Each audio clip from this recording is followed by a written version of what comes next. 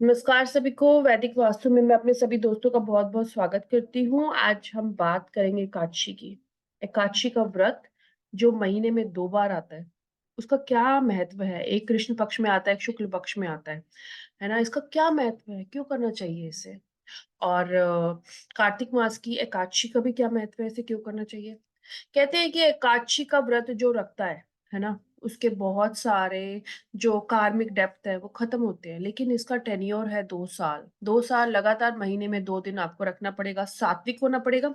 इसका एक रीजन ये भी आप कह सकते हो कि आजकल जो इतना ज्यादा हेल्थ इशू है, तो एकादशी आपके जो बॉडी के गट को अच्छा करती है, क्योंकि आप अपने जो खाने को आप कंट्रोल करते हो, है ना। कम खाना खाते हो, एज पर रिक्वायर्ड खाना खाते हो।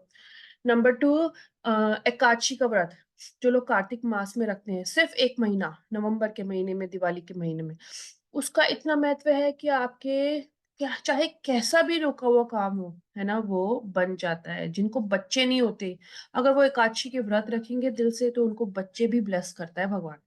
तो इतना महत्व है कार्तिक का। कार्तिक का महीना जो कि आप कहते हो, जब सन और मून में, है ना, 11 घर का डिफरेंस होता है।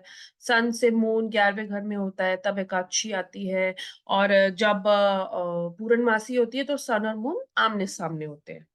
तो ये है सन और मून का हेर फेर फॉर एकादशी और पूर्णमासी। अब हम बात करते हैं एकादशी का व्रत मून 3 वालों को और मून 11 वालों को क्यों रखना चाहिए। क्या है उनके चार्ट में ऐसा। कहते हैं कि जो मून 3 वाला बंदा होता है वो बहुत ईमानदार होता है, हार्ड वर्किंग होता है। लेकिन मून यहाँ पे होने से केतु नीच का हो जाता है, क्योंकि मरकरी का पक्का घर है और यहाँ पे मंगल का राइट है। कहते हैं कि अगर मून 3 में होता है, तो मून 3 में होता है तो ये मंगल के सारे पापों को हर लेता है और मंगल अच्छा कर देता है। लेकिन मून 3 होता है, तो अगर आपके बच्चे जैसे जैसे पढ़ेंगे, आपका जो वे ऑफ अर्निंग है वो खत्म होता जाएगा। तो ये एक निशानी है। नंबर टू ये कि अगर कहते हैं ना, मून 3 ऐसा होता है कि ऐसी बारिश रेगिस्तान में कि जो होने से थोड़ी देर बाद सूख जाए, तो इसे कहते हैं मून 3 का इफेक्ट। इसके बाद ये भी कहते हैं कि मून 3 में मरकरी का ऋण है। कैसा ऋण। जब बहू और जब सास बहू को सताए, जब सास कुछ ऐसा करे किसी के साथ कि बिहेवियर में परेशान करे, उसे बैड चीजें बोले, है ना, उसको उसके साथ विश्वासघात करे, तो कहते हैं कि मून 3 में मरकरी खराब होता है। और अगर जो मदर इन लॉ इस तरह से बिहेव करे, तब भी आपके घर में मरकरी से रिलेटेड चीजें खराब होंगी, है ना। कहते हैं कि 7 पीढ़ी का ऋण होता है अगर मून 3 होता है, तो 7 पीढ़ियों का ऋण। तो बहुत सोच समझ के बोलिए आप बोलने से पहले, है ना। और ये इसमें दूसरा ऋण ये होता है कि अगर मून 11 हो, है ना, या सन या शनि और मून टुगेदर हो, कंजंक्ट हो, है ना, इन 2 घरों में शनि मून आ जाए, या मून 11 आ जाए, तब भी कहते हैं ये उसे बोलते हैं जालिम करें। जालिम करें कैसा, किसी की जमीन हथिया लेना, किसी पंछी को मार देना, किसी की किसी की रातों की नींद खराब कर देना। शनि रात का कारक है, लेकिन रात इसलिए भी अच्छी है, अगर रात नहीं होगी तो पेड़ पौधे नहीं बन पाएंगे। पेड़ पौधों को रात चाहिए, है ना। और कहते हैं कि मून जो कि रोशनी का कारक है, मून भी हमें चाहिए। अगर रोशनी नहीं होगी तो हमारा जीवन भी खत्म हो जाएगा। और कहते हैं कि मून 3 वाले बच्चों को बाय सेल भी करते हैं, किसी भी तरह से, शायद उन्होंने कभी किया हो या किसी के साथ कुछ गलत किया हो। तो मून 3 एक कार्मिक डेप्थ कहलाता है, मरकरी का बहुत बड़ा। ठीक है। और ये भी कहते हैं कि जब मून 11 आता है, तब भी जो मून का इफेक्ट है वो कड़वा हो जाता है ना। और पानी वो कड़वा स्वाद देता है। मून 10 भी कहते हैं कि अच्छा नहीं होता। मतलब आप पढ़ाई तो करोगे, लेकिन वो पढ़ाई आपके काम नहीं आएगी, है ना। फिर वो कहते हैं कि बरसाती नाला, मून 11 मतलब बरसाती नाला। अगर वो बंदा शेयर मार्केट में खेलेगा और कमा लेगा ऑन द स्पॉट, तो बहुत अच्छा है। लेकिन अगर वो लालच में रहेगा, किसी को चीट करेगा, तो मून 11 सबसे खराब है ना। इसके बाद वो कहते हैं ट्रेडिंग में बहुत सोच समझ के खेले, है ना। और इसमें भी कहते हैं कि फालतू की बातें ना करें। जो लोग फालतू की बातें करते हैं वो अपना केतु खराब करते हैं, और जो लोग पॉजिटिव सोचते हैं वो अपना केतु अच्छा करते हैं। इसके बाद वो कहते हैं कि मून 11 क्यों खराब है? जैसे मैंने बताया, शनि का घर है ना? किसी की ज़मीन हथिया लेना, किसी से धोखा करके ज़मीन ले लेना, है ना? किसी के जानवर को मार देना, जैसे आप जानवर रखते हो, वो बुड्ढा हो जाए तो छोड़ देते हो और फिर वो रास्ते में भटक के मर जाता है, या उसे या कोई जानवर आपने पाला, वो बीमार था और आपने बेच दिया, तो वो भी एक जानवर का ऋण आता है।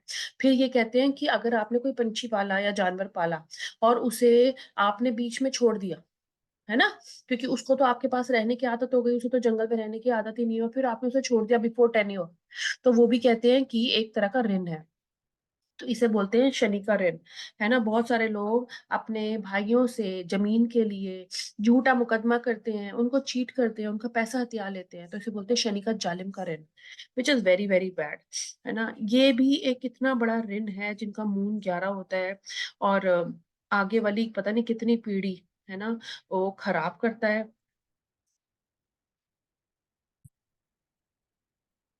हैं कि जो जैसे 2 भाइयों में लड़ाई हुए, है ना?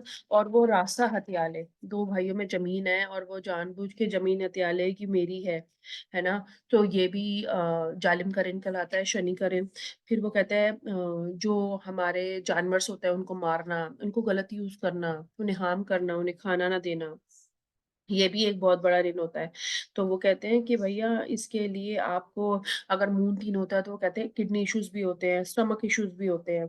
लेकिन वो कहते हैं मून 11 होता है तो वो जुपिटर के दोषों को ख़त्म कर लेता है। जुपिटर आपका अच्छा हो जाएगा। मून 3 होता है तो मंगल के दोषों को ख़त्म करता है, मंगल अच्छा हो जाएगा। लेकिन मैंने आपको बताया अगर आपने अपने घर में किसी भी लेडी से बैडली बात किया तो वो कहते हैं कि अगर मून 11 होता है तो आपने जो पढ़ाई की, वो किसी काम नहीं आती। लेकिन आप उससे हट के कुछ प्रोफ़ेशन करते हो और जो प्रोफ़ेशन करते हो आपको उसमें नाम भी मिलता है। लेकिन अगर आपने किसी जानवर को किसी जन्म में मारा होगा या किसी के साथ चीटिंग करी होगी तभी मून 11 आता है और मून 3 भी जैसे मैंने बताया, आपने मून 3 तो लिया, आप किसी को अपने घर में लाए लेकिन विश्वासघात किया, उससे खराब बिहेवियर किया, है ना? उसकी उसकी बेइज़्ज़ती करी, उसका अपमान किया, तो मून 3 आता है और आप मून 3 के सिम्पटम मैंने बताए कि जैसे-जैसे आपके बच्चे पढ़ेंगे, आगे ग्रो करेंगे, आप डाउनफॉल में जाओगे। आपके घर पैसों की कमी आएगी, तो ये सिम्पटम्स हैं। आपके घर में मर्करी रिलेटेड कोई प्रॉब्लम होगा। कोई ना कोई चीज़ आपके अंदर देखी जाएगी, आपके घर में देखी जाएगी, तो ये सिम्पटम है ना? इसी तरह से कहते हैं कि जब मून 3 आता है और मून 11 आता है, तो आपको एकादशी के व्रत रखने चाहिए। इससे ये किसी भी तरह का दोष खत्म करता है, किसी भी तरह। लेकिन एट द सेम टाइम आपको अपने बिहेवियर पे, अपने हाव-भाव पे ध्यान रखना है। किसी को चीट ना करो, किसी को हर्ट ना करो, किसी को गलत ना बोलो। तो कहते हैं कि आपको ये व्रत रखने पड़ेंगे 2 साल। जब आप इसका व्रत रखेंगे तो आपको नहाना है, आपको तुलसी जी को दिया देना है, आपको आपको विष्णु सहस्त्र नाम का पाठ सुनना है, जब भी आप ये व्रत रखेंगे जिस दिन, आपको सात्विक रहना है।